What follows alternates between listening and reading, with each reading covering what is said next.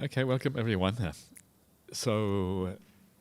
Today we have the last one. I don't know if that's good or bad. It's probably both good or bad or neutral, depending on how you feel about it. That's Satipatthana, by the way. Pleasant, unpleasant, or neutral. So we're going to do the last one. We're going to finish off the Satipatthana Sutta. And we're going to start off by, obviously we're going to carry on from where we left off last time. And last time we didn't quite finish the third of the four Satipatthanas. The third one is the Citta Nupassana, the contemplation of mind. And we've got a couple of more points to make on that particular topic before we move on to the fourth one, which is the Dhamma Nupassana, the Dhamma, the contemplation of dhammas. And we're going to discuss the meaning of Dhamma in that context because it's not all that obvious. So just to remind you, there's four Satipatthanas, the four areas of contemplation or the four areas of observation or investigation, however you want to think about it. There's the body, Kaya Nupassana, feelings, Vedana Nupassana, mind, Citta Nupassana, and then the last one, Dhamma Nupassana. So we're going to continue just finishing off the mind contemplation before moving on. So let's see what we have. Okay, so this is what we were looking at last time. And so these are the various qualities of mind that are listed in the Satipatthana Sutta. Yeah, so these are the qualities we are supposed to contemplate. And these qualities, what is interesting about them is that you have all the qualities there that have to do with defilements, the desire, the anger, the delusion, the constricted mind, which is like a mind in with tiredness, or that sort of thing, and the scattered mind, which is the restless mind, or the mind kind of going out into the world, the opposite of samadhi, the mind opposite of the mind, which goes inwards. And then you have the last four qualities here. Well, these are all qualities that have to do with the mind that is developed, especially developed in samadhi. Expansive mind, supreme mind, still mind, and freed mind. They all have to do with samadhi aspects. And what is very interesting about this is that when you compare, on the one hand, the Satipatthana Sutta is what gives you the main idea of what mind contemplation is about, right? And then on the other hand, you have the Anapanasati Sutta, the sutta on the mindfulness of breathing, that also gives you how to contemplate mind, and it gives you a complete course in how to contemplate the mind. And when you compare them, it's actually very interesting because it looks like they are two quite different things. On the one hand, there's all these defilements mentioned in the Satipatthana Sutta. There's no defilements at all mentioned in the Anapanasati Sutta. All you find in the Anapanasati is the happy experiences. This is what we saw last time. And this is kind of extraordinary. So what does this actually mean? That is what is interesting about this. How come one has these things, the other one does not? And the answer to that question is that, well, there's twofold answer. And the first one answer is that a lot of the time these defilements, they are contemplated through their absence. When they are not there, that is really the only time you can understand these defilements. If you have a desire, if you are attached to something, if you are angry about something, your mind is already distorted. That is a distortion of the mind, by default, according to the suttas. And as long as you are distorted, you cannot understand what is going on. So if you have desire, then you cannot really understand desire. You can only understand desire when it is fully absent. So this is why in the Anapanasati Sutta, the focus is purely on the beautiful, powerful, blissful states of mind, and still we can still understand these defilements through those blissful states of mind. So this is one important point here, and it means that we don't have to kind of, very often the understanding of many of these things actually comes through the process of stillness that we go through, the samadhi process, which is very interesting and I think an important way of thinking about meditation practice. But the other way of thinking about this, which is also very important is that even though you may become peaceful, even though you may have a lot of bliss and happiness in your mind, even though you're really enjoying the experience and all of these kind of things, there often still are some very refined underlying hindrances there. And you know that because if the hindrances weren't there, you would go into a jhana state. You would go into very profound samadhi. Or you might even have an awakening experience, because hindrances are what block the jhanas, they are what block the awakening experiences. So the fact that you haven't got there means that they are still there, but in a very refined capacity. And often it is so refined, you don't even know what's going on. All you feel is bliss, you feel really contented and happy, but somehow it doesn't go any further. It's as if you reach a plateau, the meditation stops somehow. Why is that? Well, because these things are still there in a very underlying and refined capacity. So understanding these defilements fully is actually quite tricky and it's quite hard. And this is why this contemplation actually matters and why this is, I think, expressed in this particular way. And this becomes even more clear with the next Satipatthana. So I want to look at one last thing with this. Contemplation of mind. And I want to make a distinction which may not be obvious to you, and that is a distinction between sense restraint and the contemplation of mind. We have, and this is, I think, an important distinction to make, because sense restraint is about the idea of being aware of what is happening in your mind and keeping your mind on an even level, especially during daily life. Not allow yourself to be too attracted by things, not allowing the mind to kind of go into unwholesome anger. Well, actually all anger is unwholesome, so it's kind of a bit of a, what do you call that when you add an unnecessary word? It's not sure if it's oxymoron, unwholesome anger. Anyway. Redundancy, I think, is a better word. It's a redundancy. So you have the sense restraint on the one hand, which is really what you apply in daily life to overcome or avoid the negative states of mind. And then you have the contemplation of mind, which actually is a deeper thing. If you think back on what we just saw now, we saw all the blissful states of mind being sufficient to contemplate the mind. We just had there. Let's go back there just to have a quick look. Gladdening the mind, stilling the mind, freeing. These are all blissful, very, very blissful states. So there is a difference here. One is a preliminary thing. The other one is a profound meditation experience. And it is very important that we make these distinctions, because if we don't, as I said last time, we end up making Satipatthana into something less than it actually is. And if you make Satipatthana less than it actually is, if you equate Satipatthana with sense restraint, then everything else on the path also tends to be reduced as a consequence. And samadhi becomes less important. It seems like something less than it actually is. Jhanas become jhana light rather than jhana heavy, real jhana. Actually, jhana heavy that's definitely an oxymoron because jhanas are by definition very beautiful states. But you know what I mean? The serious, the real jhana, and the kind of light jhana. If you go on the internet and you kind of Google jhana light, you will find. I think you will find quite a few hits actually on that idea.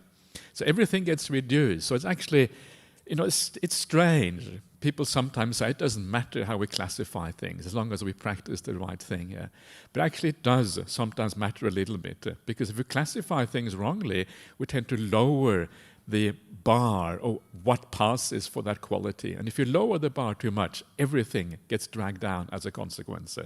And before you know it, Nibbana is not really Nibbana anymore. It's something completely different.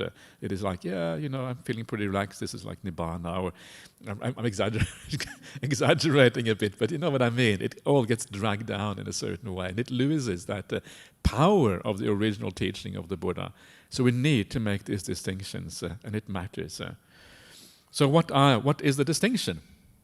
And so let's have a quick look at these formulas again. So first of all, you have the sense restraint formula. A monastic understands mind. No, sorry. This is the Satipatthana formula, first of all. I just got the wrong way around. Yeah, so the monastic understands mind with desire as mind with desire, mind with anger as mind with anger, and mind without desire as without desire, mind without anger as without anger, and all of these other defilements as well. So this is the Satipatthana. This is what you understand during real meditation practice, yeah? Especially afterwards when you reflect on these qualities. And this is the sense restraint formula coming up. Yeah, we saw this before. I'm just bringing it up again. So you see a sight with your eyes, and you don't get caught up in the features and details.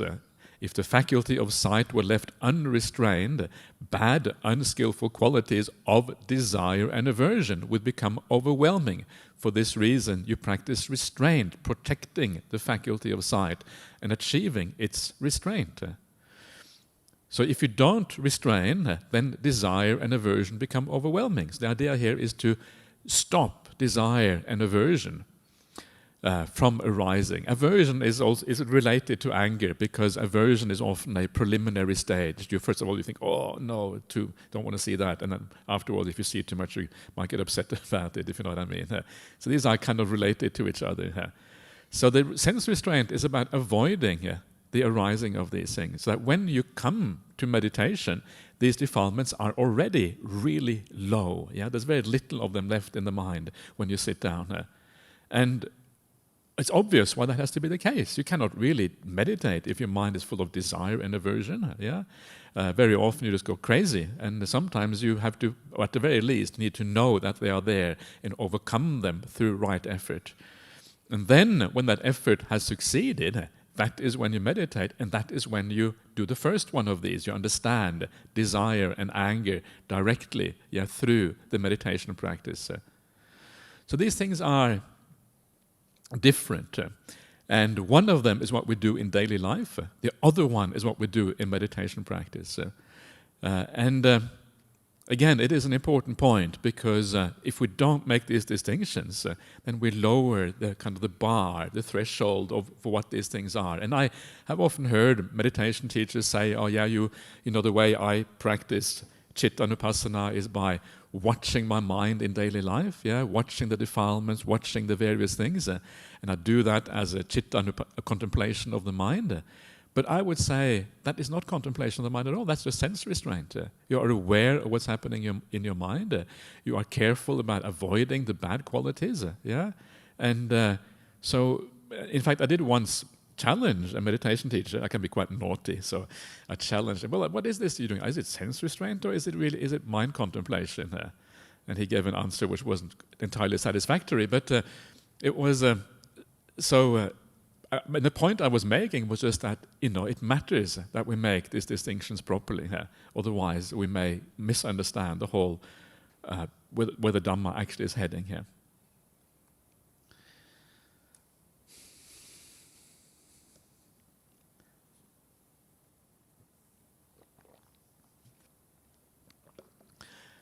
Is that making any sense to anyone? Yeah? Okay, wow, that's really good. I'm very happy making sense to some people.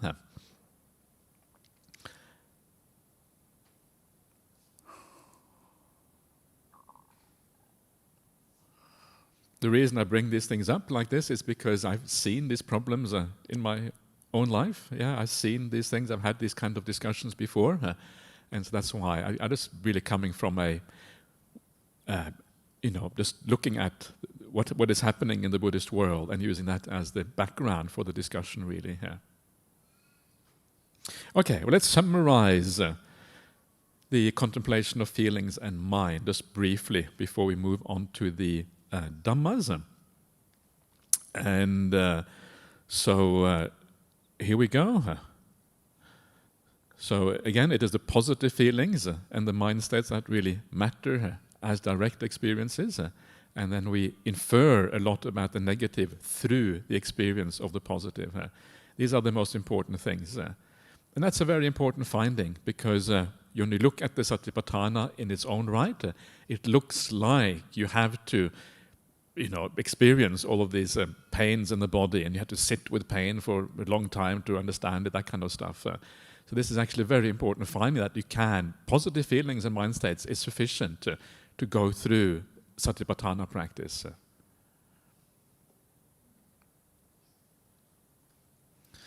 The negative states can largely be understood through the absence. And also, as I mentioned before, you have to understand the negative states that are very refined, because these are the ones that block you from going deeper. There's always going to be, it's amazing how refined some of these things can become, the attachments to the senses and the body, etc.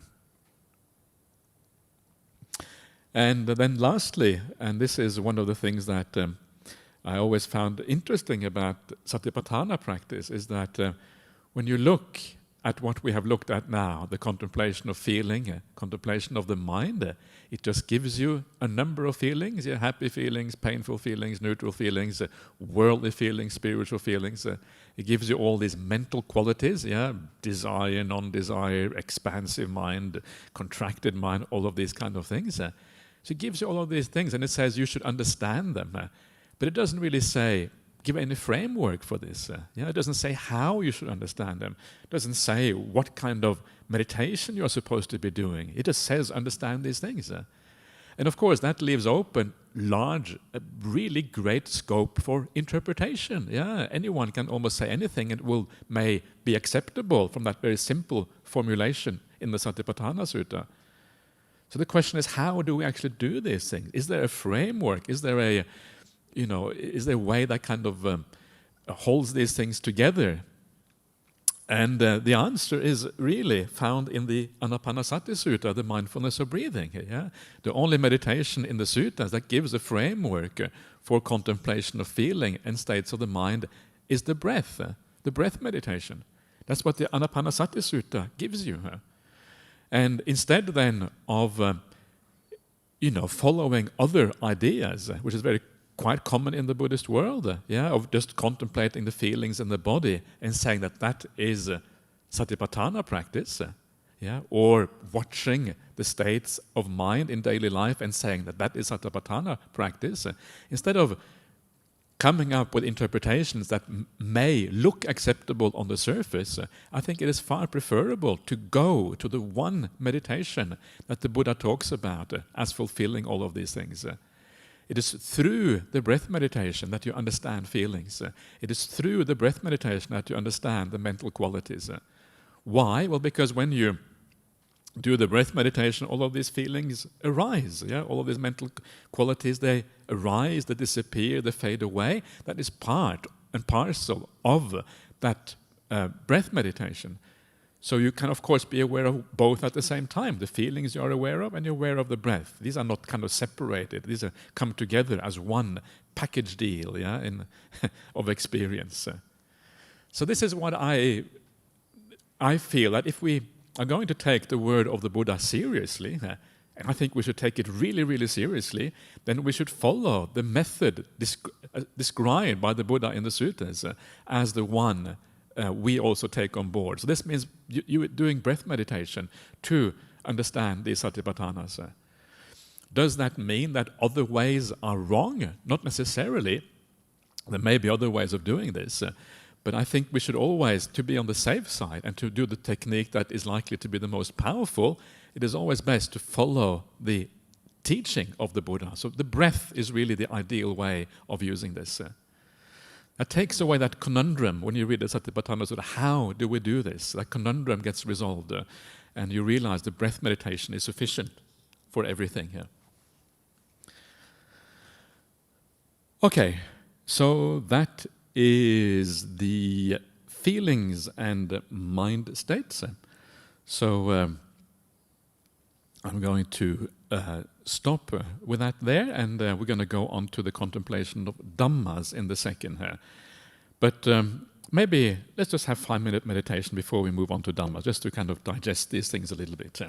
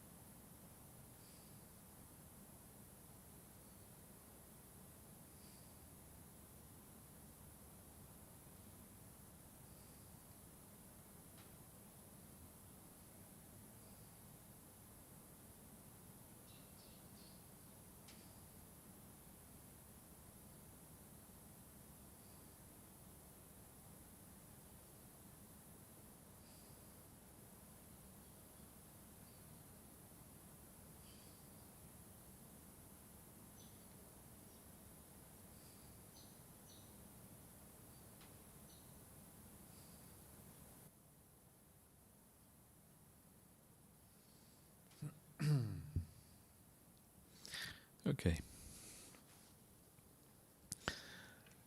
So, are there any comments or questions so far about this?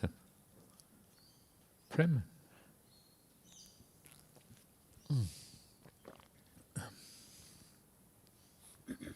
Thank you, Ajahn.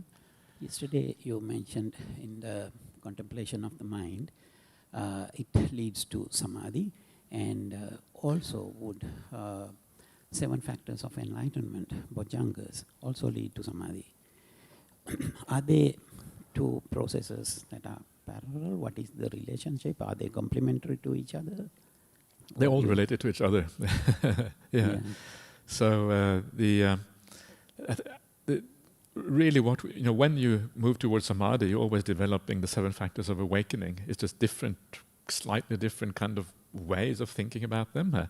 So you can, for example, think about going to the samadhi by looking at the removal of the hindrances. If you remove the hindrances, then you will go towards samadhi. Or you can think about going to samadhi as developing the positive qualities. So if you develop the positive qualities like piti, passaddhi, dhammavicca, well, then you're doing the bojjhangas. But if you're removing the hindrances, then you are, And this is a bit of both in a sense. We saw the Dhamma, the Chittanupassana, we saw the expanded mind, the freed mind. And this is just another way, really, of talking about the bojjhangas, because these are a sign that the bojjhangas are developing. Your mind gets expanded, your mind gets freed, your mind gets stilled, and all of these kind of things. So there's a different angle on the same thing, really, same process. But it helps. Yeah. Sorry? It helps to follow the bojjhanga. It's different. One of the things about the sutta is it gives different angles on the same process. And it gives you a broader idea what is going on. Yeah, it's kind of, okay, you can think about it from this point of view or from that point of view. Yeah, this is kind of so the Buddha always gives different angles on things. Yeah. Thank you, Ajahn.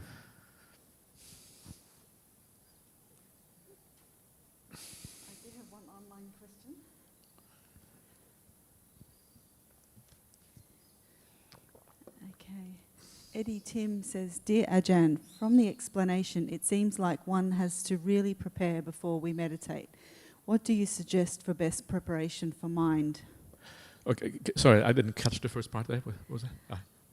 It seems like, from the explanation, it seems like one has to really prepare before meditation.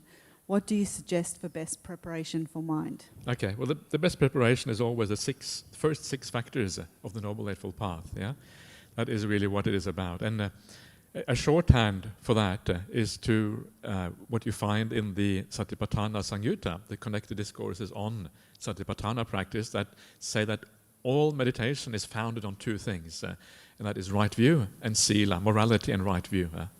So that is really the preparation, and that preparation happens in daily life. When you think about when you live well, you treat your fellow human beings with kindness and compassion and understanding and these kind of things. So that is kind of what happens in daily life, also with your mind, not only with the outwardly conduct, but also your inward conduct is pure. It's not about impressing others, it's actually about really being pure within. And then also that is also solidified by the right view. And right view means looking at the world like the Buddha looked at the world. The more we can approximate to the way of the Buddha looked at the world, the more right view we have. So that's done by reading the suttas, contemplating the suttas, thinking about the world in a skillful way. So that's the foundation really for meditation practice. Okay. Next question is from Venerable Koronika, all the way from Santi. Okay, hello Venerable. This, Ajahn, could you kindly explain the difference between the following: Mahagatang Sautarang and Sauttarang, and Anuttarang. Anuttarang, Sauttarang, and Mahagatang. Okay. Yeah, hopefully you know what it means. I wish I knew the answer to that one, but actually it's a difficult one. Mahagata Chitta is usually a synonym for Samadhi. Mahagata literally means a great mind. Maha is great. Gata means like gone or become. So it means the mind become great or large. So, that greatness can vary. It doesn't necessarily, in the sutta, sometimes you talk about the Mahagata mind, not fully Mahagata, not necessarily a jhana state, but a lesser kind of samadhi. these things are often explained in the commentaries as referring to things like kasinas and expanding the kasina sign and all of these kind of things. But the point is that there are many stages of samadhi before you reach the jhanas, and the Mahagata usually includes some of those lesser kinds of samadhi as well. Yeah, when your mind is becoming very peaceful, very blissful, and all of these kind of things. That's the Mahagata chitta. The Anuttara chitta and what is it? Anuttara? What was it again, Venerable? What? Anuttarang, and the other one was Sauttarang. Okay, Sauttarang and Anuttarang. Right. Okay, sorry. And what that means is actually very unclear, because it's not really used in the suttas to define mind states very much. It really only occurs in the Satipatthana Sutta, as far as I know. It may occur in certain other places. But Anuttara means something like unsurpassed. That's quite literally what it means. Unsurpassed mind.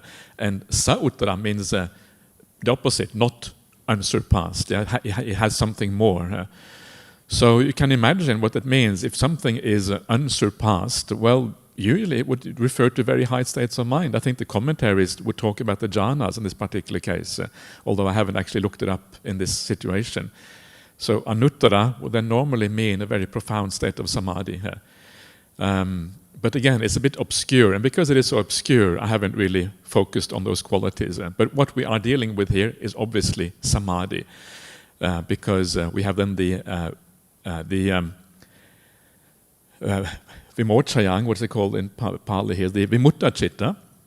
And vimutta, freeing the mind, obviously means the mind that has been liberated all the way to the jhana states.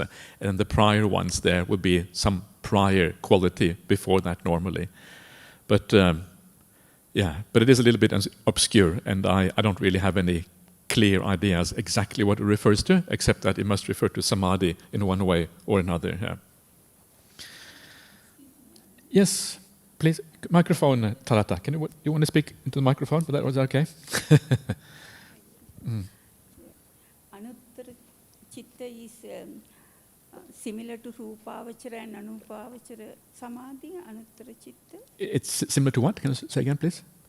Anuttara chitta is similar to Rupavachara and Arupavachara samadhi. Rupavachara and Arupavachara. Probably. I think that's probably taken from the commentaries, maybe. That's probably what it says. So that would, if it's arupavachara, means that it's the immaterial attainments. So it is like what is sometimes called jhanas 5 to 8 or something like that. It's possible. It could mean that. I think it's more likely to mean something. I don't know, to be honest with you. I don't know. I think the main point is that what we are dealing with here is we're dealing with samadhi in various qualities, including the jhanas at the highest point. And as long as we know that that's what is meant, I think that the exact specification doesn't matter so much, I think. Okay. Thank you. Where did you get that from, Talata? Where did you get that from? Yeah. Okay. Okay. Yeah. Okay, very good. Okay, yeah. In that case, it's very likely to be the commentarial interpretation of those terms. That's usually what these things come from. So, okay, thank you. Thank you for enlightening us. That's good. Okay. Anything else? There was one last online question. Yeah. What is the purpose of watching the feelings? Oh, the purpose of watching the feelings is... Well, the purpose here is that we're doing mindfulness of breathing, and you are just, as part and parcel of the awareness of the breath, is that feelings arise. So you are aware of those feelings, and then you start to distinguish between those feelings that are helpful and those feelings that are unhelpful. And then you understand how to move towards more helpful feelings and away from the unhelpful ones. This is a very important part of this idea of watching the feelings and then contemplating them, especially after when you come out of your meditation. All right, so let us now move to the next stage.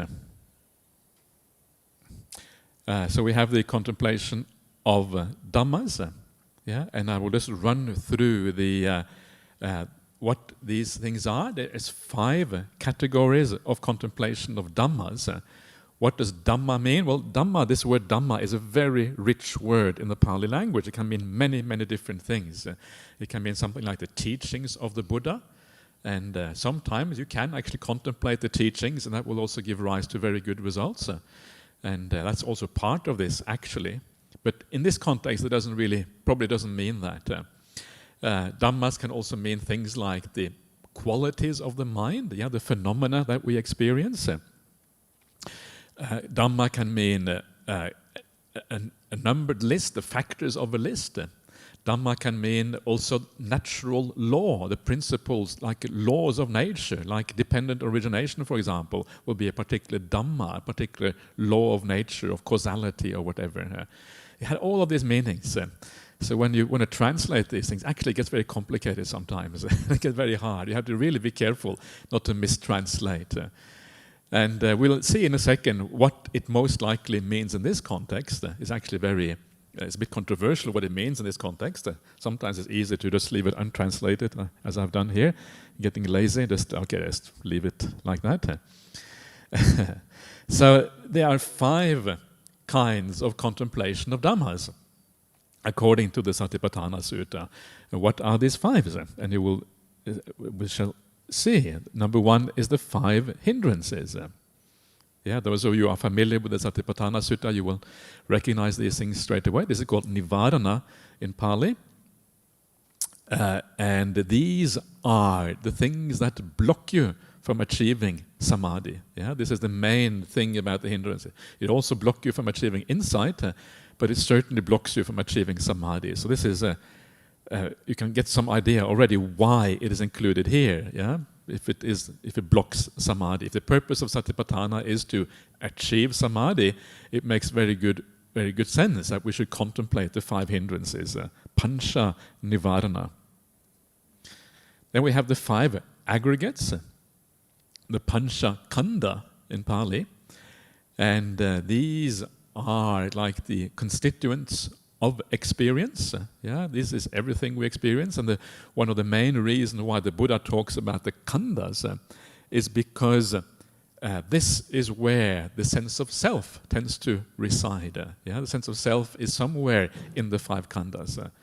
The Buddha is always very pragmatic. He doesn't just divide existence or life up into 5 random groups. Khandha means like a group or a conglomeration of phenomena grouped into one. But he does so according to a certain system. And the system, of course, is the idea that we want to uncover the truth of things, the reality of things. And the main aspect of that reality is the idea of non-self. Non-self is the kind of the critical delusion. Of self is the critical delusion that we want to uncover and want to see non-self. And this is where the self-delusion tends to hang out in these 5 khandhas. This is where the problem arises. And that's why we want to contemplate the 5 khandhas. These are specifically meant for this kind of contemplation. Then we have the 6 sense spheres. These are internal and external sense spheres. This is like the eye and seeing and that sort of thing, the ear and hearing, etc. And this is also an important part of the contemplation. This is another way of contemplating the whole world, the non-self and all of these kind of things. But the sense spheres is also very important because this is where we tend to restrain. This is where we want to avoid the problems of the 5 senses specifically. So we'll come back to that in a second here. So this has like a dual meaning to it, really. Then we have the 7 factors of awakening that we will look at soon. These are the qualities of mind that take you towards samadhi. So these are like the opposite of the 5 hindrances. The 5 hindrances are what take you away from samadhi. The 7 factors of awakening are what take you to samadhi. So one is reduced, and the other one is we try to increase to the maximum. And the last one of these is the 4 Noble Truths. So it looks like a bit of a mixed bag. I don't know if you see that, but it does look like a bit of a mixed bag. Some of these things are qualities of mind, the other ones are kind of very clearly to do with insight meditation, the kind of insight you have at the very end of the path. Yeah, so it's a bit of kind of a strange grouping of 5 different things. But before I talk about these 5 different things in more detail, and before I compare this to other early aspects of Buddhism, I want to talk a bit about what Dhamma means in this context. What is Dhamma in this context? Yeah, we are contemplating dhammas. What exactly does it mean? So, the 2 main possibilities for the meaning of Dhamma in this context. And these 2 possibilities are as follows. As I mentioned before, it can mean the aspects of experience, yeah, or call it a phenomenon or phenomena. And if you look back on those 5 things I was talking about before, well, they're all really aspects of experience in one way or another. So that is certainly not wrong to say that. Also, it can mean law of nature or principle. Principle is a translation favored by Bhante Sujato. And we will see in a second why that is the case, because one of the things that we are trying to uncover here, one of the things that is very important in Buddhism, is the idea of causality or conditionality. Why do things exist? Yeah, how do things come into being? Why have I got this hindrance in my mind? If we understand why, then we are in a situation where we can do something about it. If you have a hindrance, you have no idea why it's there, you think it's God put it into your mind or something like that, then of course, what can you do? Yeah, it's kind of fixed into you. But if you understand that there is no such thing as a fixed reality from a Buddhist point of view, then causality is really where it is at. So you ask yourself why, you understand how these things are structured, do something with the causes, and then the results also will fall away or arise, depending on how you use the causes. So these are the 2 different ways of thinking about these things. Yeah, but all 4 satipatthanas are about aspects of experience. Yeah, we have just looked at the citta nupassana, contemplation of the mind, and contemplation of the mind is very much about phenomena of experience. Yeah, the negative qualities of mind, the higher qualities of mind. Feelings are really about aspects of experience as well, because that's what feelings are. So everything is really about that. So if we translate Dhamma as aspect of experience, we're not really saying anything about this specific category. It's too broad to really say anything about what's going on in this specific category. So for that reason, it is perhaps better what distinguishes the 4th Satipatthana of Dhammanupassana is the factor of causality. We shall see that in a second. That's actually what distinguishes this quite clearly. Causality is really the important factor here. So it's understanding how experiences come about, and then allowing us then to move away from the bad ones to the good ones by understanding that kind of causality.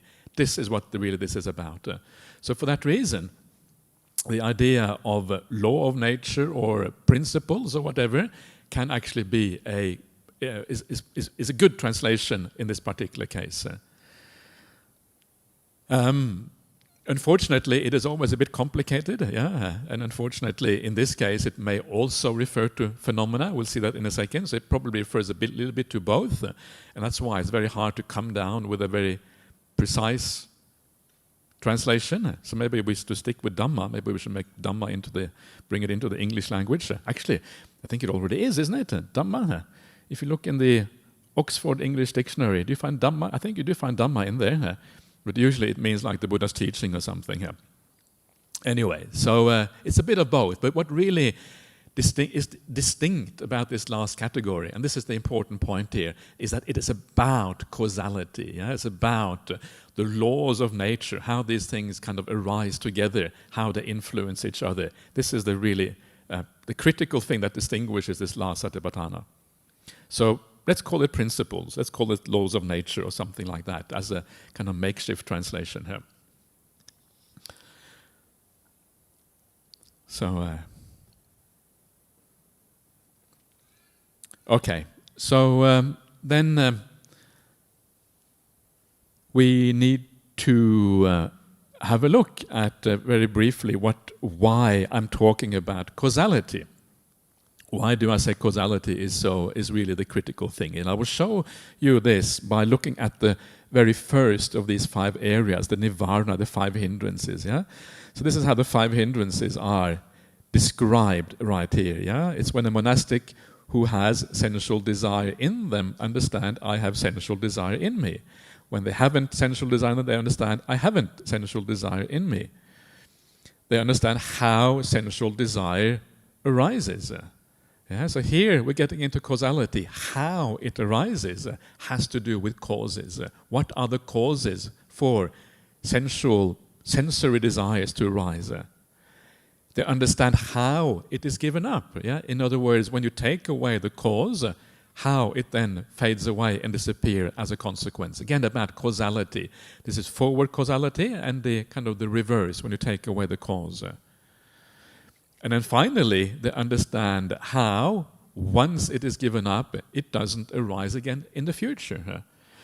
In other words, not just the cause, but the deep cause, the underlying thing that allows these things to arise again in the future.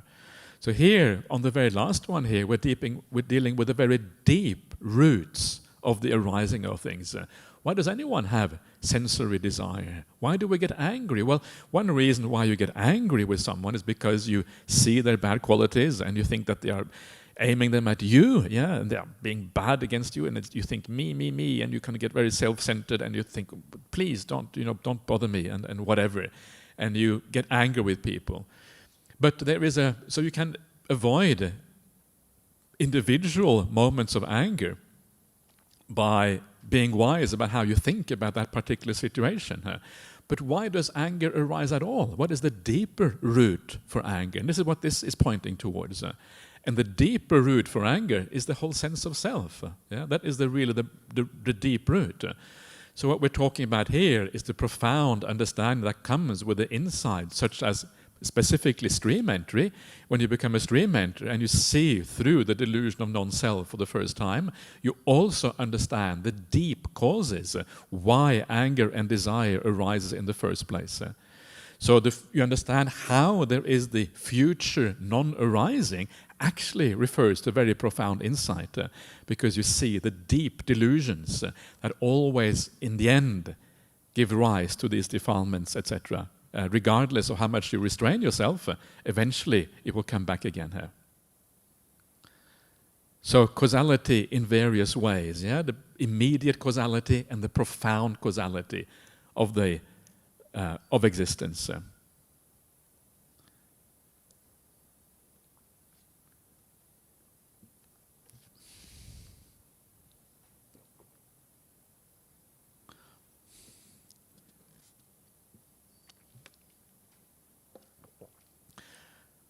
So that's just to point out why I am talking about causality. Let us now move on to one of the specific areas of contemplation. We have 5 areas, as I mentioned before, and we want to start off by taking turns, looking at them in turn. We start with the contemplation of the 5 hindrances. So first of all, we do what we always do, is to compare the various sources. And this is what you find. And you can see from this, we have the Pali Satipatthana Sutta on the left. Yeah, I have it on the left, you have it on the left, that's very handy. And then we have all the other sources here. Yeah, these are mostly found in Chinese translation. So we have the Sarvastivada, which is another early school of Buddhism. We have the Ekayana Sutra from the Mahasangika tradition, various traditions, and we have the Vibhanga Dharmaskanda and Sariputra Abhidharma, which are all various versions of the Abhidhamma, depending with different schools.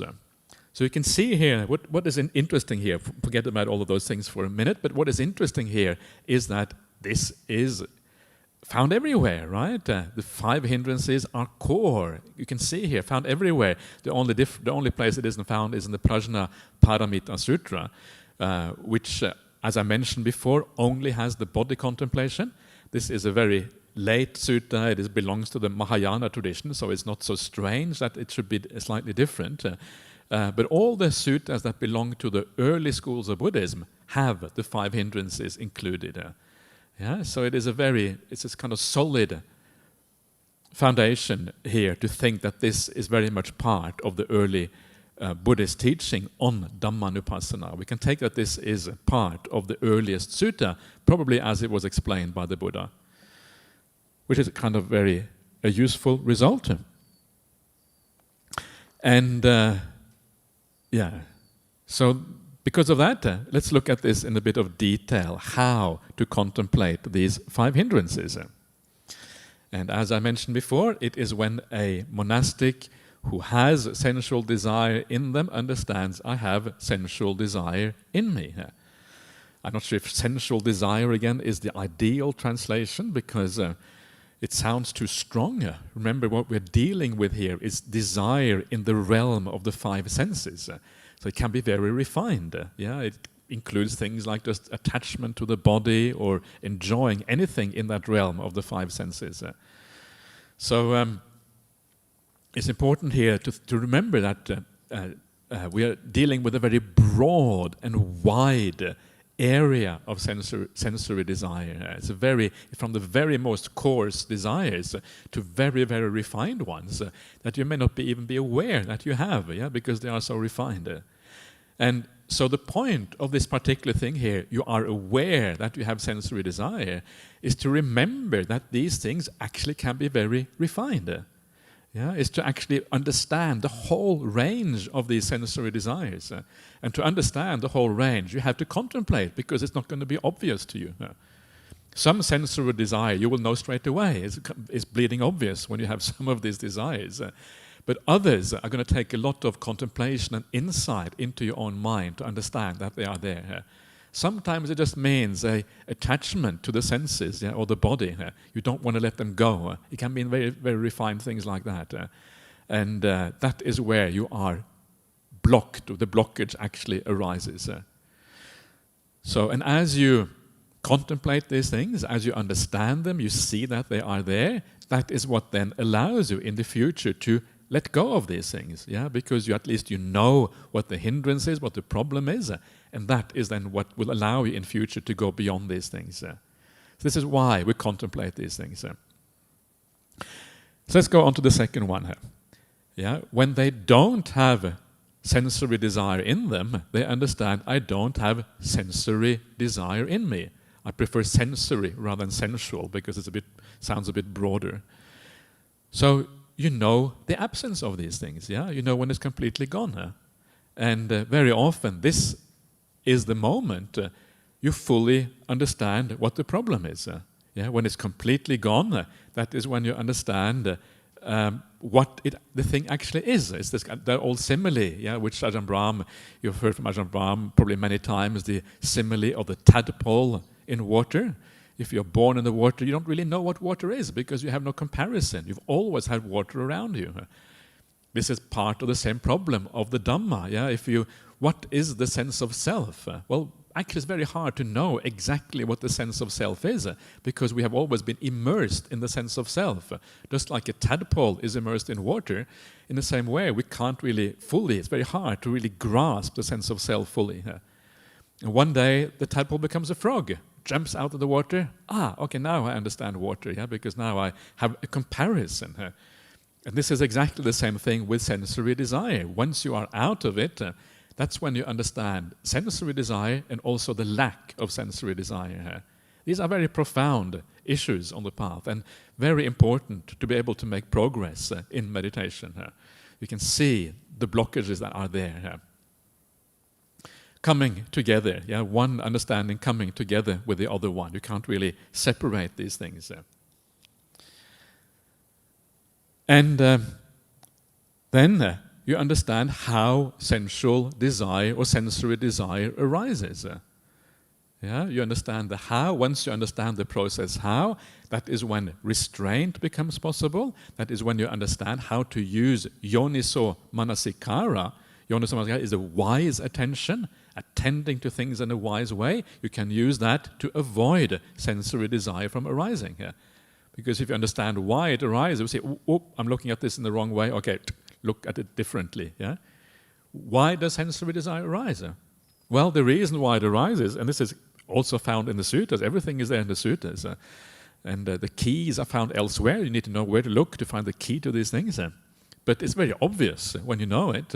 It arises because of what the Buddha calls attention to the beautiful. So if you attend to the beautiful in the world of the senses, desire will arise.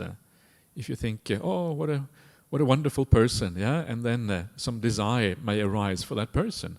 Or what a beautiful food, yeah, and the more wonderful the food is, the more powerful the desire for that food is going to become, etc., etc.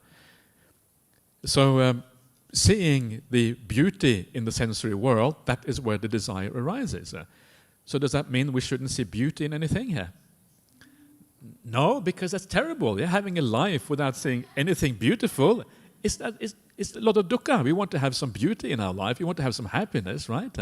So it is about where we see the beauty. This is really the significant part. And you will find in the suttas that the Buddha does use the idea of subha. Subha is what is beautiful, what is attractive, in different ways. And you can be subbang adimutta, which means you can be focusing on the beautiful. And that means, in the context of the suttas, a state of samadhi, yeah, especially the Brahma Viharas, like having a state of metta or compassion for the world. Yeah, when you have a sense of metta, when you appreciate your fellow beings in the Buddha society, you appreciate your fellow monastics at the monastery, when you look at humanity and you think of the suffering and you have compassion for them because you see all the stupid things that we do with each other in the world, all of these kind of things, yeah, that is a beautiful state inside, and that is the kind of beauty we should see. So it's knowing where to see beauty. It's not giving up beauty, but choosing the right kind of beauty, which is important. It's important that we don't make this path too dry, yeah, and too boring and too kind of uninteresting. So we need to have that sense of happiness and beauty there, but in the right place. So this is understanding the arising of sensual desire. Yeah, very important. How does it come to be? Learning how to shift your perception, looking for beauty in the right place. Yeah, that is really the critical part here. Looking for the beauty of virtue, of kindness. Yeah, if you know what it feels like to really be kind to others, it feels bloomin' nice. Yeah, you know, it feels really good to be nice. And I think we all know that, and that's why we want to live a life of kindness, because we know what it feels like, seeing the beauty of kindness, seeing the beauty of generosity. What does it feel like to be generous? It feels very nice if you are really generous. And so, again, same kind of thing. Focusing on the spiritual qualities.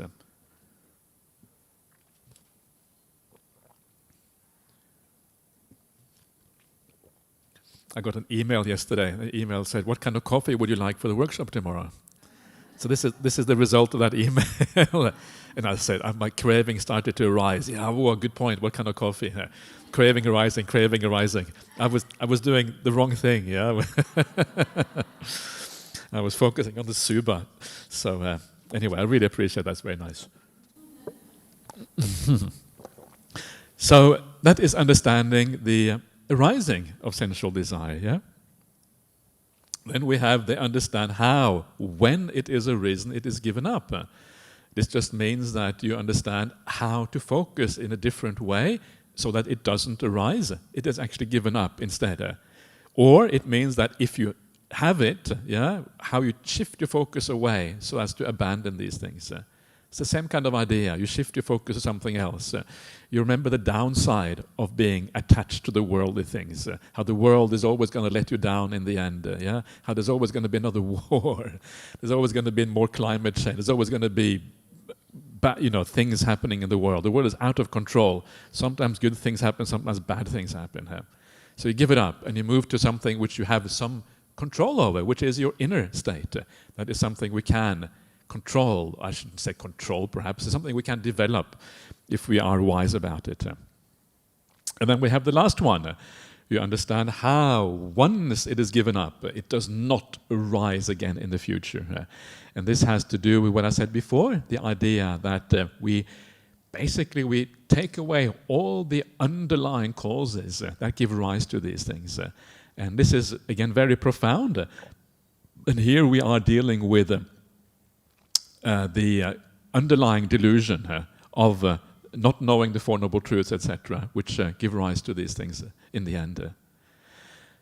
So, 5 hindrances, and you will see even there's like a natural sequence in these things. You understand their presence, their absence, you understand the causality, how it arises, how it's given up, and how it doesn't arise. Everything is structured in the suttas, and here you have this beautiful structure, the gradual understanding of this desires and the giving up as a consequence. Now, an important point here is that we have already now come to the fourth of 4 satipatthanas, And because the satipatthana is gradual, one is more profound than the next one. Because this is the last one, it is the most profound of the 4 satipatthanas. And you may wonder, how come we are dealing with the 5 hindrances now? If it's the most, isn't that 5 hindrances kind of basic, isn't it? Everyone knows about the 5 hindrances. It's not a And the answer is, well, not really. The 5 hindrances, actually, the way they are described in the suttas, are as very refined hindrances in the mind. And I will show you just an example. So when we're dealing with the 5 hindrances, we've already gone a long way on the path. Usually, what you find, if you look at the gradual training, is that you have, of course, you have morality, you have contentment, you have sense restraint. Then you have the full awareness that we've been talking about before, And sometimes you have also things like knowing the right amount to eat and wakefulness and all these kind of things. And only then comes the removal of the 5 hindrances. And then after that, the jhanas, So the removal of the 5 hindrances actually comes towards the very later parts of the path. You've done a lot of work purifying yourself already, thinking in the right way already, and you're very close to samadhi when it comes to removing the 5 hindrances. So these are actually very refined states according to the suttas. And just to make that case, I will show you another quote here from the suttas. There are these 5 corruptions of the mind, and the word for corruption here is upakilesa. And upakilesa is a word that means refined problems in the mind. It's kind of like kilesa is a word very commonly used in Buddhist circle, which to mean defilement, or corruption. And upakilesa is like a refined corruption. It's interesting that in the suttas the word kilesa doesn't occur very often at all. It's a very rare word in the suttas, but it's found more in the commentaries. And lo and behold, the whole world uses the word kilesa. Again, this idea that we follow the commentaries more than we follow the suttas. This is kind of typical of how the world works. Anyway, so what are these 5? Well, of course, you know what they are. They are the 5 hindrances: sensory desire, ill will, dullness and drowsiness, restlessness, and remorse and doubt. This is so. These are called upakilesas, and at the Upakilesa Sutta, these are refined defilements of the mind. Upakilesa Sutta is a sutta I would really recommend you to read. I don't know if you have read this sutta. It's in the middle-length sayings of the Buddha, number 128. It's a beautiful sutta. It is one of these many suttas that is a autobiographical sutta by the Buddha, where the Buddha talks about his own practice leading to awakening. And these are very powerful suttas.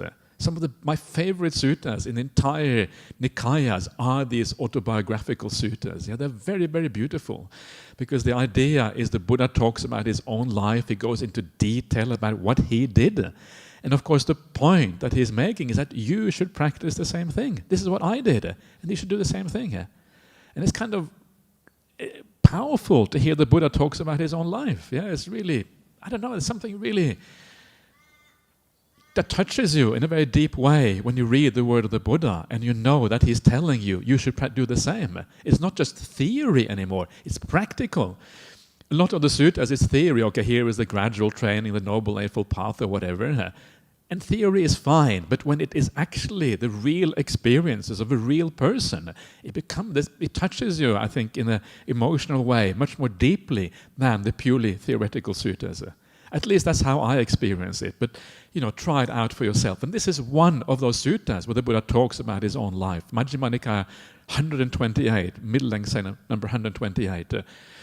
Other suttas, Majjhima Nikaya 26, Arya Pariyesana Sutta, the Noble Search on the life of the Buddha. Majjhima Nikaya 36, the Mahasatchaka Sutta. Buddha also talks about his own life. The Anguttara Nikaya 3:39, the Sukkama Sutta, where the Buddha talks about his experiences as a layperson, how he was looked after very well, and how he overcame that by reflecting on death. Attadanda Sutta and the Sutta Nipata, the Atthakavagga, the chapter of 8, Sutta number 14 or something like that, where the Buddha talks about his own experience of the world before leaving the lay life. Bhayabherava Sutta, Majjhima Nikaya number 4, the Fear and Dread Sutta. It's also about the Buddha's experience before he left the home life. The Abhaya Raja Kumara Sutta, the Sutta to Prince Abhaya, Majjhima Nikaya 85, I think it is. So you can see I've read suttas a lot, otherwise I wouldn't be able to remember all of these things. And so these are some of those beautiful suttas where the Buddha talks about his own life experience, and very, very, very powerful. So I'm just telling you this off the top of my head so you can make note of that and you can hear that and you can look it up if you're interested. So in this sutta, the Buddha talks about his own approach to achieving the jhanas and samadhi, and what he is focusing on there in that approach is on the refined defilements of the mind that stopped him. And here he goes further. He doesn't just list the 5 hindrances, but he talks about things like fear, when the mind becomes very still, the fear that can arise, the excitement that can arise. Anyone who has had a deep state of meditation will know how excitement and fear are real issues when you go into very deep states of mind. Excitement because it's really exciting. This is like the most amazing things you've ever experienced. And fear because you have to give things up to get there. You have to give up the sense of self, to a large extent. And so he talks about these things. He talks about and then he talks about things that are close to the 5 hindrances, and then how he overcomes that, and then how he experiences samadhi as a consequence of that. So refined states of mind, the very last thing that blocks you from achieving samadhi, that is what the Buddha is talking about there. And this is what is meant here by the 5 hindrances. So this is an important point, because it means that again, we are dealing with deep aspects of the Dhamma when we're talking about the 5 hindrances. We're dealing with understanding very refined aspects of mind, and this is done during meditation practice and not during ordinary activities in daily life. Usually, unless your mindfulness is super duper sharp, perhaps, but usually it happens in meditation practice. Okay, so that is the first of the 5 hindrances. We'll have a break in a second, but and then you have the other 4 hindrances. It's when a monastic who has anger, dullness and drowsiness, restlessness and remorse, doubt in them. I understand I have any of these in me, or have doubt in me. When they don't have doubt in them, they understand I don't have doubt in me. I don't think most of these things are probably self-explanatory, but remember that these are very refined qualities that we're talking about here. So anger can mean very, very slight moments of times of aversion, perhaps, that sort of thing. Dullness and drowsiness often means the mind is not fully bright yet. You may not think you have any dullness and drowsiness, but actually there may be a little bit left, which is kind of blocking you from going deeper. Restlessness and remorse in these cases may just mean that the mind is not fully 100% still, but still moving a little bit. So we're talking about very refined things here. Doubt in this instance means that you don't really know what is wholesome and what is unwholesome. Yeah, you have uncertainty about what you should be doing next, where you should move. And so again, this is the way to overcome doubt here is to uncover what are the things that are unwholesome and unwholesome by reflection and through experience of these qualities. And then you know doubt is gone when you don't have it. Yeah. How do you know you haven't got it? Well, one of the ways of knowing that is you have entered a jhana state. If you have entered a jhana state, by definition, you have no doubt. You come out of that, you know what is wholesome, what is unwholesome. You understand how doubt arises because you haven't reflected wisely enough. You understand how, when it's arisen, it's given up by reflecting wisely on what is happening internally, and then how it is, again, it doesn't arise in the future, which again has to do with these underlying problems, sense of self, etc., which always tends to throw in doubt. Why? Because the sense of self wants to survive, and the sense of self, if is challenged by the stillness of the mind, and often it will then throw in doubt to kind of justify its own existence, if you like.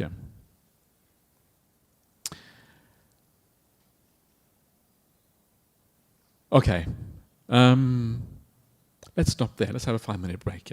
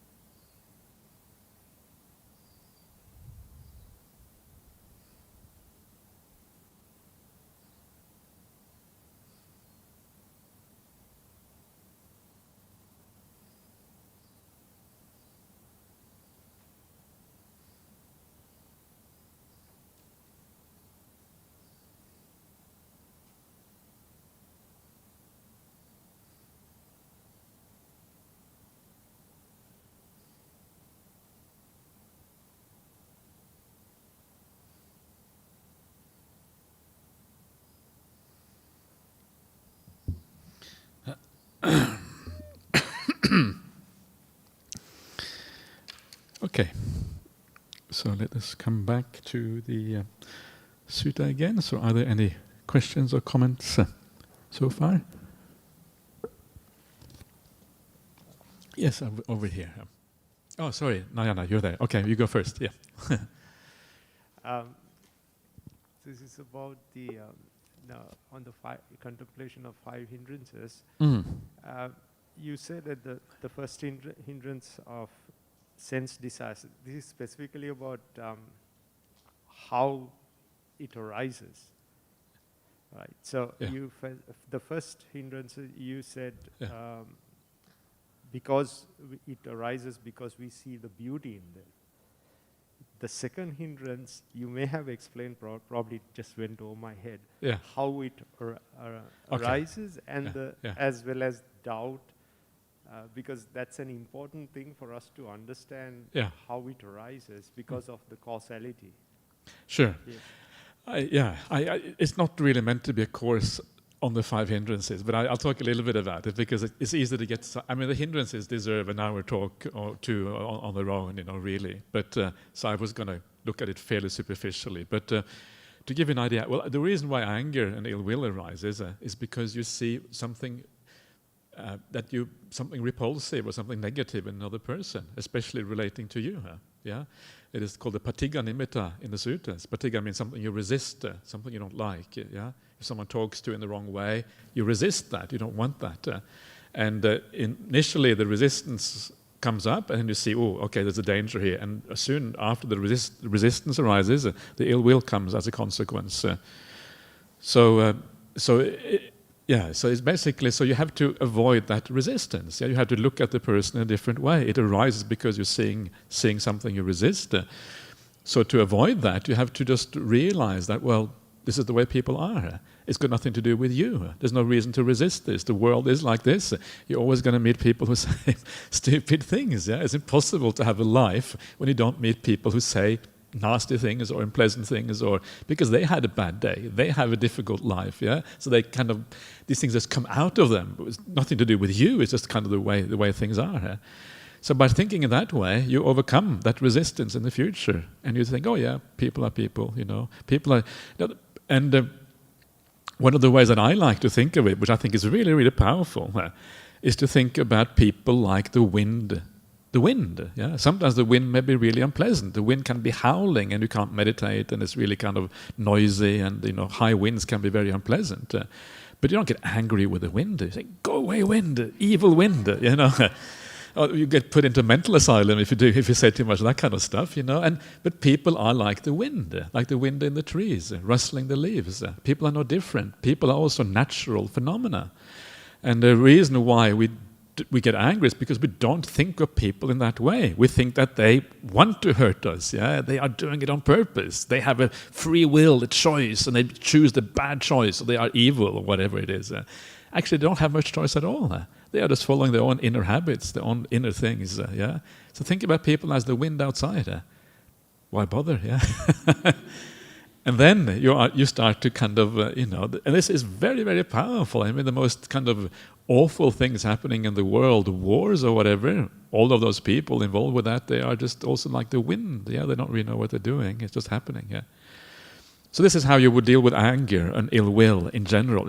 And some of these things that may sound, they are very, very powerful, and they are based on very profound Buddhist principles of non-self. If there is no self there, it means that we are just habits. We are just pre-programmed lumps of meat walking around. And these pre-programmed lumps of meat, well, they do bad things because they are pre-programmed.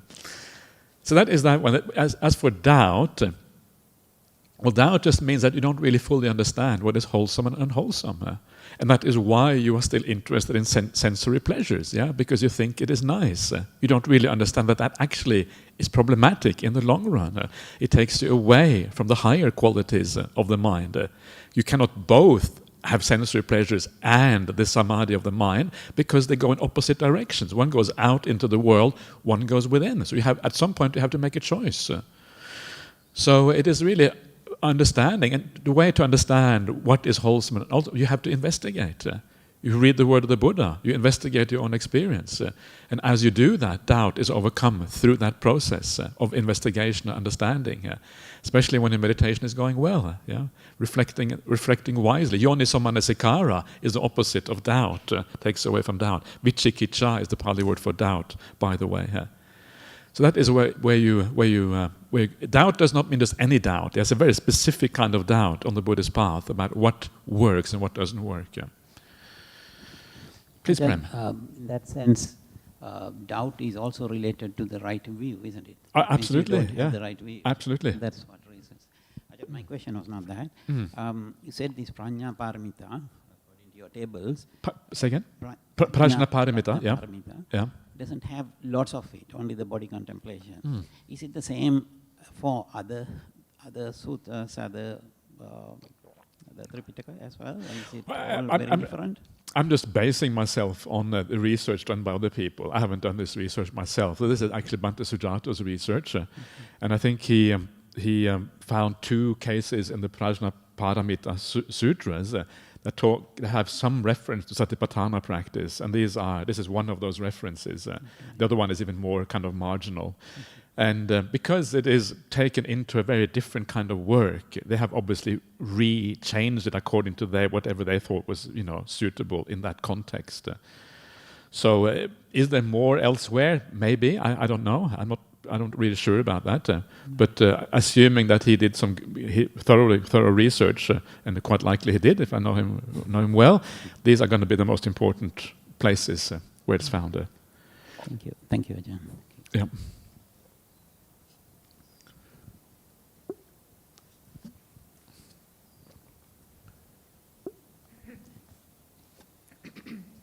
I'm just wondering about the hindrances, like you were talking about fear and doubt.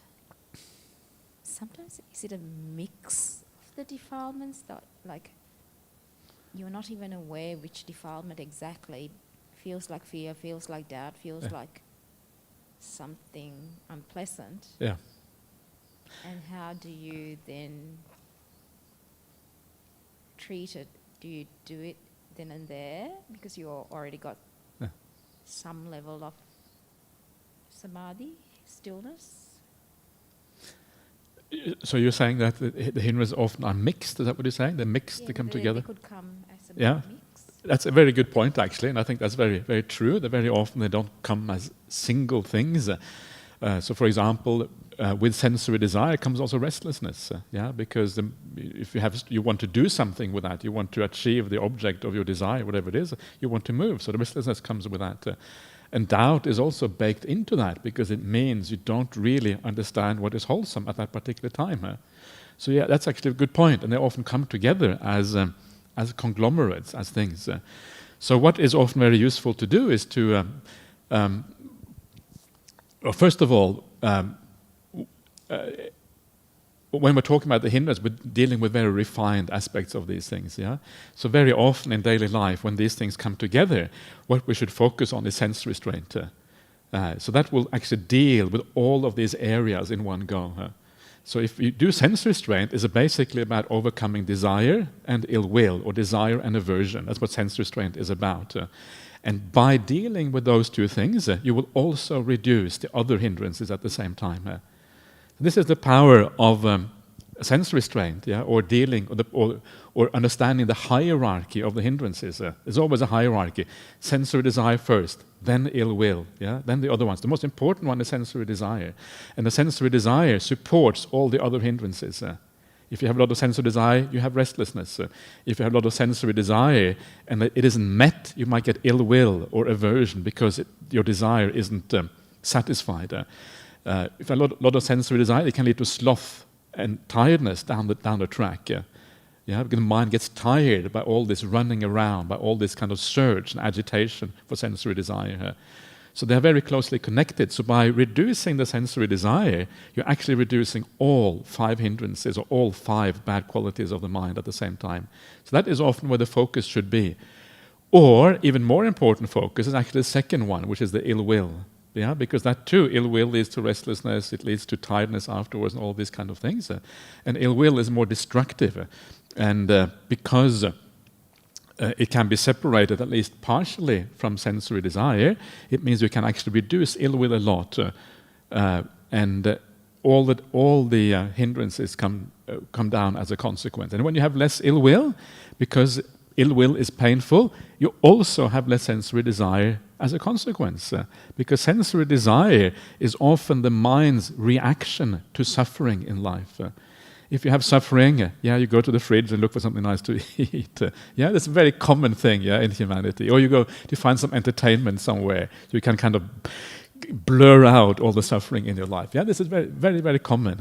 And I can sometimes see that in myself. I'm sitting in my cutie and I'm doing something. Sometimes, okay, now I'm just going to read something. Sometimes it may just be some kind of underlying unpleasant thing.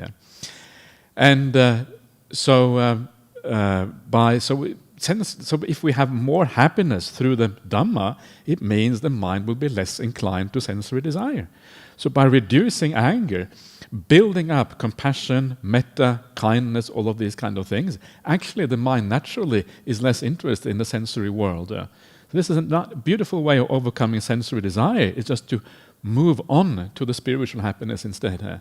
And then the all sensory realm becomes less interesting as a consequence. It's quite cool, isn't it? Isn't that quite nice? I really like that idea. So, yeah.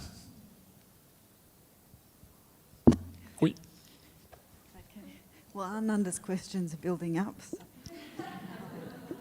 race over to the computer. Yeah.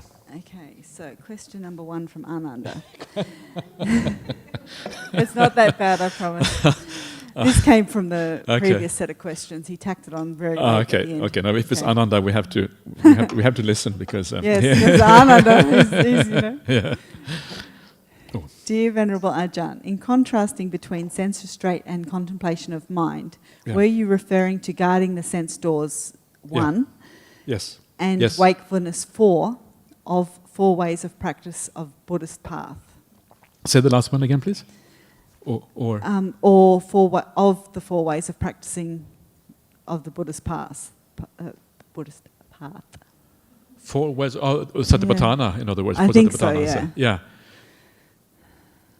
Okay, say the whole thing again. Yeah. I'm getting confused. Sorry, yeah. In contrasting between sense restraint and the contemplation of mind, were you referring to guarding the sense doors in brackets 1 and wakefulness in brackets 4 of 4 ways of practice of the Buddhist path?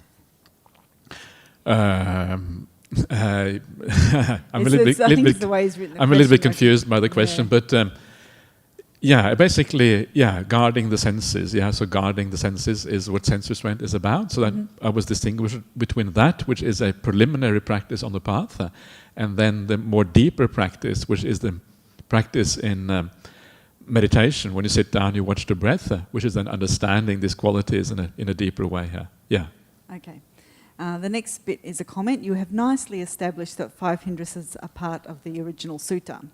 And then the next part is a question. Would it be because the 5 hindrances are basically mind states within one's mind and that they can be contemplated directly from within? Yes, absolutely.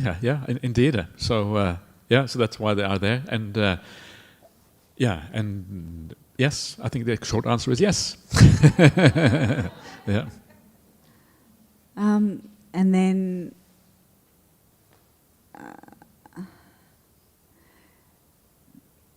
the next question is from Sakata. Why is doubt a hindrance when the Buddha did not know until he discovered the path? Okay, well, doubt is a hindrance because it blocks you from developing the mind. That's why it is a hindrance. So we're not saying that doubt is evil or bad. It's only bad in the sense that it stops you from achieving a bliss and happiness and joy and unification of mind and samadhi and all of these kind of things. The reason why it stops you is because you think happiness is to be found in one place when actually happiness is to be found somewhere else. No one wants more problems, more issues, more suffering than they already have. Everyone wants to have a life which is fairly content and satisfied and happy with few problems. It's kind of obvious that we want that. And But we often don't know where to find that, and that's what doubt is about. We don't understand where we find the things that we're looking for. We're all looking for the same thing, but we just don't know where, what we're doing, and that's the problem. That's doubt. But yes, at the same time, it is natural to have doubt. It doesn't mean that you should kind of, reject that doubt in that sense. That's not what it means. You shouldn't push it away, but you should try to understand. That's what the Buddha means, by investigating, by contemplating, by reading the suttas, by looking at your own experience, etc., etc.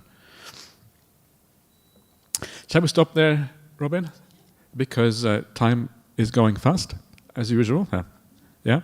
We can take some more questions later on if there are more questions.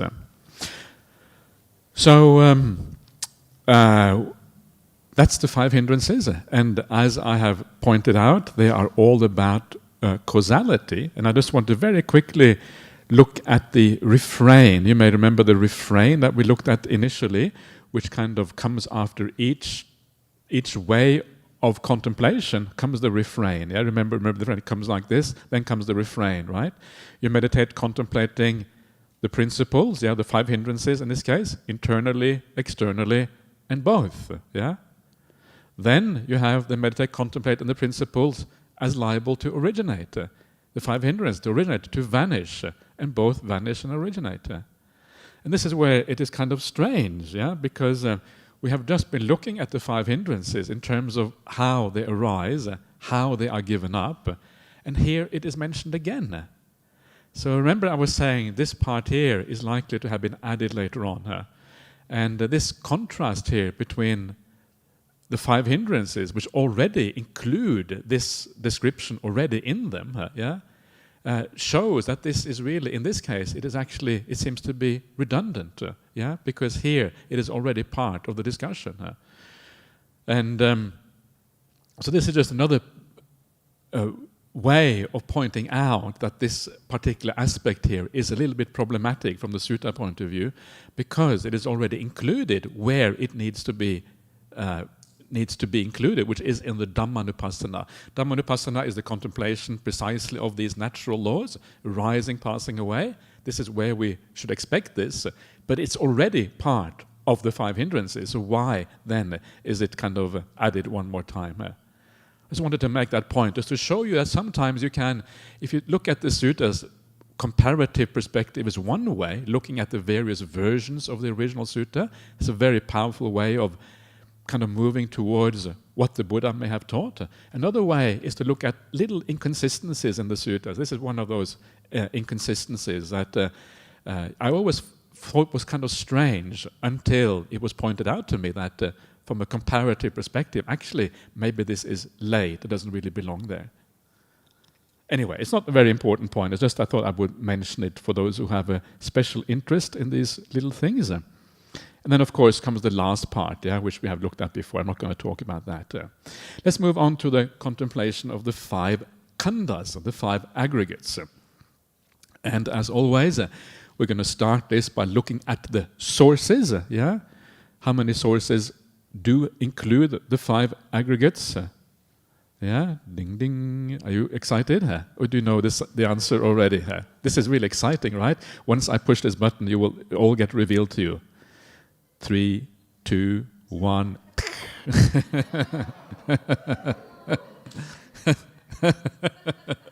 I'm glad you are.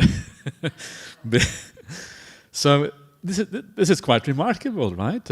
Because we always think about the 5 khandhas as kind of a very root contemplation in Buddhism. And here what you find is only the Pali Sutta that has the 5 khandhas. The 5 hindrances was everywhere except for the Prajnaparamita, which is kind of natural, but the 5 khandhas only found in the Pali, nowhere else. So it seems fairly clear that this must have been a later addition, must have come from somewhere else, been added to the sutta somehow. And it's not entirely strange that it should be added, because contemplation of the 5 khandhas, it obviously is an important part of the suttas. Elsewhere it is found in many different places, but it does not seem to belong to the Satipatthana Sutta. That is kind of the point here. And the answer for why that is actually quite obvious when you think about it. The way that the contemplation of the 5 khandhas is expressed in the suttas in general is as an insight meditation, that comes at the very end of the path. 5 khandhas are contemplated, and then you become a stream enter as a consequence. So 5 khandhas, the contemplation of that, and we'll see that in a second, really comes after samadhi. You practice Satipatthana to achieve samadhi, and then based on that samadhi, you contemplate the 5 khandhas. So it doesn't really belong to the normal Satipatthana, which is about achieving samadhi. It comes after samadhi instead. I hope you are following what I say. If you can't follow what I say, please feel free to ask questions later on. But before we do that, let's have a look at how the contemplation of the 5 khandhas is aggregates is explained in the Satipatthana Sutta. It's when a monastic contemplates. What do they contemplate? This is what they contemplate. Such is form, this is rupa, such its origin, such its ending. We're not talking about 5 khandhas, the 5 aspects of personality, what it means to be a being of any kind, especially a human being. And one of the core aspects of what it means to be a human being is this idea of rupa, form. Body is a kind of classical example of form. It's not just body, it's also what we see. It can be more refined versions of form like you have in the Dhammaloka, for example, where the body is very light and bright. That's also called rupa, but it's a lighter form of rupa. So form comes in many different qualities. If you have a deep meditation experience, you may see forms. That's also rupa. Whatever visions that you may have in that meditation experience, sometimes called nimittas. You may have heard nimittas. We often use that word in Buddhist meditation circles. But in the suttas, these nimittas are often called rupa. Because you are seeing a form, quite literally, when you meditate. So you have to contemplate form, the whole range of forms, how deep it goes, how refined it can become. Even the form jhana states, the first 4 jhana states, have some aspect of form to them. They're called rupa jhanas, rupa states. So you understand form, the whole breadth of form. Then you understand the origin of form. Why does it arise? Where does it come from? And what is the answer to that? Well, it depends on what exactly you are investigating. One way of the arising of form is just how you pay attention. You pay attention, a certain form will arise. This is like passa paccaya vedana, vedana paccaya sanya. From contact comes feeling, from feeling comes perception, and form is just one kind of perception. So form arises through the perception process. But a more important way of thinking about the origin of form is to think about the rebirth process. Every time you get reborn, form arises anew. You get re-established in a particular sphere of existence. So there's different ways of thinking about the origin, but the really root origin that we're trying to overcome is this rebirth process. And with the ending of rebirth, you then have the ending of form as a consequence of that. Or you can look at it in the perceptual process. You take your attention away from a particular form, then that particular form ceases as a consequence. So this is what this means. So this is actually very profound, the cessation of form, and fully understanding form, understanding its impermanence, understanding why it is suffering, non-self, then the origin, then the ending. All of these things are part of this. This is what leads to awakening him. Such is feeling, such is origin, such is ending. Feelings, again, are all the way the Vedana, the way we relate to the world. We relate to things as either pleasant, unpleasant, or neutral. Everything in our life we relate to in this way. And feeling is perhaps the most fundamental aspect of our life, because this is what makes us move in the world. If something is pleasant, you want it. If something is unpleasant, you don't want it. If it's neutral, well, if you're wise, you want it, but if not wise, you just reject it because it's boring. So feeling is very fundamental because is what drives us in life. Yeah? If nothing had any feeling, if there was no feeling in our experience, nothing would have any meaning to us. This is what gives meaning to life and meaning to our endeavors and all of these kind of things. So it's very, very important part of existence. In fact, if you fully understand feeling, awakening arises directly from the understanding of feeling, because it goes to the very core of what life is about. So again, this is related to awakening experience, yeah? And again, you can understand the arising of feelings in different ways. The arising through the sensory process, you contact the world, certain feelings arise, you stop the contact, the feeling disappears, or you can understand it through the rebirth process. I'm spending too much time on this, so I'm going to go a little bit faster. Perception, sanya, such as origin, such as ending, similar to feeling, the way it arises, the way it ceases. Yeah? Perception is a very, very broad category that has to do with how we understand the world. We understand the world through perception. This is how we recognize things. Laptop computer, perception, perception. Coffee, perception. Some of these perceptions are really nice. No, I shouldn't talk so much about coffee. It's kind of getting over the top. And so perception is how we make sense of the world. Yeah, person, people, carpet, whatever. All of that comes through perception. You understand its arising, its origin again, through the sensory process or through rebirth, and the ending of perception. Sankhara, the choices or the will, the will inside of us that makes us do things. A very important part of life, you understand that, how we identify with this, and then you understand its origin and its ending.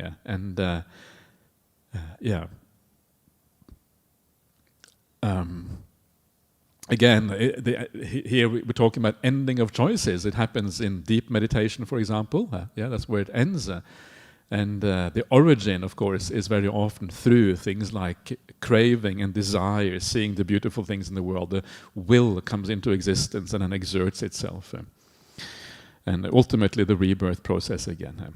And finally, such is consciousness. Consciousness is just the knowing of things. The ability to know, the ability to be aware, the ability to kind of be here. So consciousness here is very similar to awareness. The ability to be aware. If you don't have consciousness, means you're not here. You're kind of dead or something. That's kind of not having consciousness. So this is kind of the root of all mental qualities, the consciousness, the thing which holds all of these mental qualities together, because they can only exist in the presence of consciousness or awareness. So this is the most profound aspect of existence in that sense. I think I said that for all of them. This is the most profound aspect. But this probably is the rock bottom of existence. So these are the 5 khandhas, and these are very profound contemplations. These are the sort of things you contemplate after you come out of samadhi. So let me just make that point to you before we leave have a break.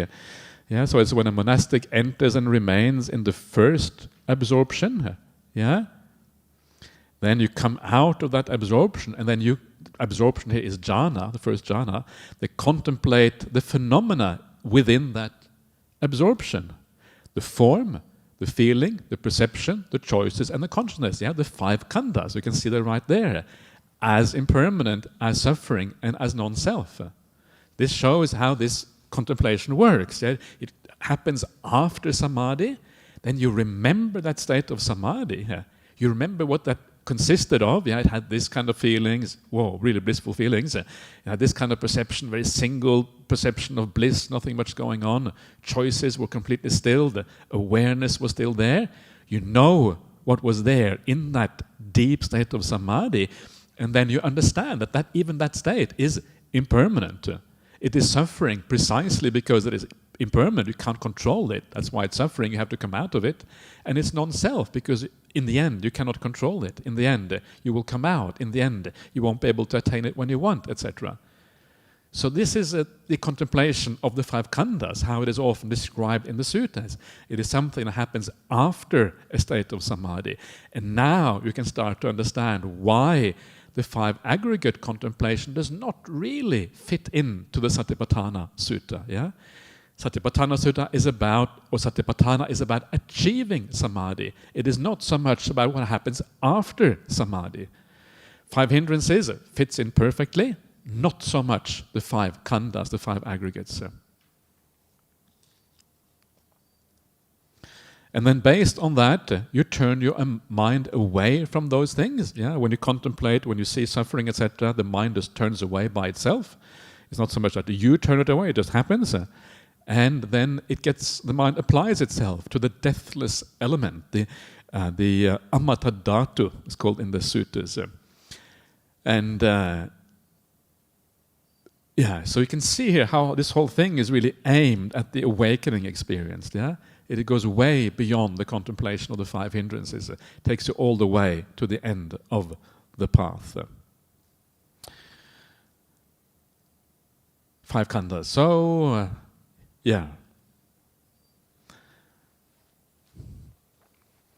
So again, just trying to kind of differentiate the various elements of the path. And we have seen how some of the early elements of body contemplation really belongs before Satipatthana on the path. And then comes the body contemplation proper. And what we're seeing now is we're seeing that certain elements of Dhamma contemplation belongs after Satipatthana. Yeah, you can see how it has kind of accumulated within it elements that really belong before and after Satipatthana proper through this kind of historical development of the sutta or whatever. Yeah.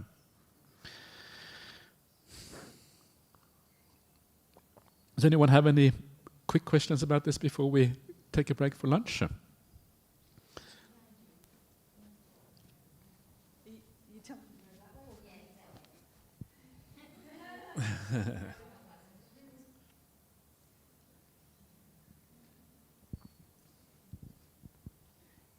Hello, Ajahn. I think in modern culture, a lot of us are constantly searching for stimulant and avoid that neutral state.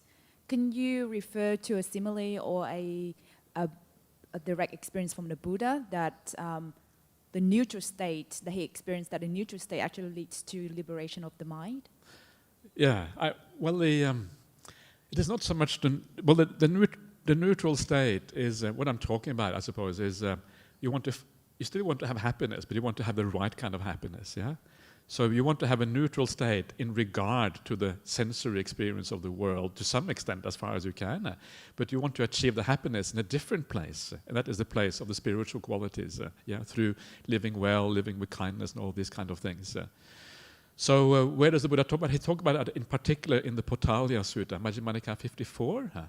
It's a beautiful sutta on, has 7 similes of the problems of the sensory world and why the sensory world is so problematic. And when I do my sutta retreats, I always teach that sutta because it's a very powerful reminder of the limitations of the sensory world. Majjhima 54. And it talks about the similes of the dog outside the butcher shop. You've probably heard us before, because I always talk about these kind of similes. And in there, it then says, based on that, the mind attains a certain equanimity, a certain peace, and then you go beyond that and you attain the jhana states and all of that kind of thing. So it's very important that we don't throw away the happiness of the sensory world and don't have a higher happiness. You have to have some kind of happiness in life, otherwise life is meaningless. Life is always about happiness in one way or another. So it's important that we do that movement from the worldly to the spiritual in the right way, so that we don't end up in a place where we don't have neither, and then we feel really terrible. So you make that move gradually, gradual understanding of where real happiness is to be found, and then you can make that move in the right way.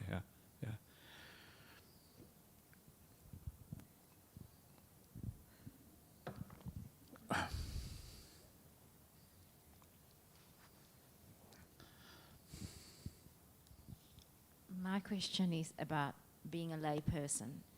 So that Yes. perception of many lifetimes is that you get your happiness from family, from sense experiences, and then there is a block. So you don't necessarily want to take that step of renunciation. Yeah. So then you accept that about yourself where you're at now. So that, but then if that comes as doubt and a hindrance in your meditation practice, so my question is, how do you stay in the lay life and still be that person where you are currently, and try to overcome those blockers? I think you just have to, just ask yourself whether it's realistic to become a monastic. And for many people, it's not really realistic. And then you just have to say, okay, it's not realistic, and then just forget about it. Once you make that decision, okay, forget about it. Don't even worry about it anymore. And just do your very best as you can as a layperson. And then take some inspiration from the suttas and see that there were some amazing lay people at the time of the Buddha. There are some amazing lay people still in the present day. Yeah, it's and sometimes you meet people that it's amazing what they can do with their lay lives and how they can practice the path on the long way, kind of meditations they can get, the kind of insights they can have as lay people. So lay life is not as it's not terrible. It's really how you use it that matters. So make sure that you use it to the best of your possibility. That's really what it is. Come back to the Dhamma, again and again. Go on retreats. Do those things that cultivate the mind to the maximum possibility. And then as you do that, you will take the lay life to the, you'll be able to use lay life as well as you possibly can. So just know that in this life, cannot do it. So because I cannot do it, forget about it. Don't worry about it anymore. Once you have understood that, you don't have to worry about that, have any more anxiety about it, because you are kind of put it behind you, hopefully. Something like that. Yeah. Okay, I think Conrad. Okay, G. Okay, quick one. Yeah. Okay. Yeah. My understanding is there's quite a number of examples in the suttas of lay people becoming srimantaras or even beyond. Just to help us and inspire us, could you share a few examples of lay people and their attainments in the suttas? There are some amazing lay people in the Suttas, some really kind of extraordinary lay people. There's one lay person called Chitta, the householder, and he was supposed to be non-returner, right? Non-returner means that basically you're enlightened. And then he says what does he say? He says, when I kind of meet, I offer. They're always very respectful to the monks, even though they're kind of non-returners. It's really kind of strange. And they're very respectful, and they go to the monks and they offer them food and give them a meal or whatever. And then it says, and then I ask the monks to teach the Dhamma. And if the monks won't teach me the Dhamma, then I teach Dhamma to the monks. That's kind of cool, right? Or no nuns mentioned. So it means that these are people who had real Dhamma in their hearts. They knew what they were talking about. So why shouldn't there be teachers? Yeah? And this is why there's no reason, even in the Buddhist society here, why we shouldn't have lay teachers. It really depends on your degree of knowledge and your understanding that actually really matters. So that's one example. Yeah. Another one was a fellow called the Ugga, the householder. They're all called Ugga. Gahapati is the Pali word for householder. It means lord of the house, something like that. And he had 3 wives. In those days, it's quite common to have many wives. And so he became a non-returner. And his wife said, non-returner means that you have no sensory desire anymore at all. So his wife said, well, what do we do now? And he said, well, just go off, find yourself a husband, right? That's what he said. So all his wives went off except for one. And one wife, she was so into Dhamma that she wanted to stay with her husband, who was now so attained. So some of his wives went off and one stayed with him, right? That's kind of another kind of cool example of householders. There are there are lots of examples in the suttas about householders who are very inspiring.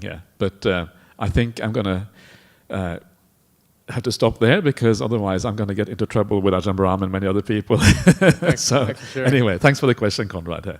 So let's call it a morning, and let's just pay quick respect to Buddha Sangha and have a nice lunch. And we'll see you back again for the breakout session at 12, and then I'll come back again at 12:30 to carry on here.